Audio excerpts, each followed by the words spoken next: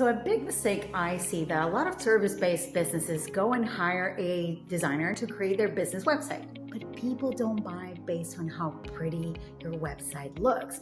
People buy from businesses whom they actually believe that could help them with the problem they're having. So if your website doesn't do that, then it's for nothing. Clear messaging for your website creates what I call the Netflix effect, where your potential clients come in and they feel a connection because they see that you took the time to listen to them.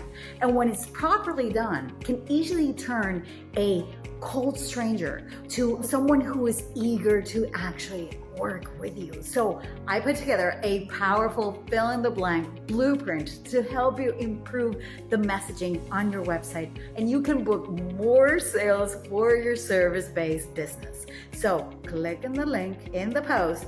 Bye-bye.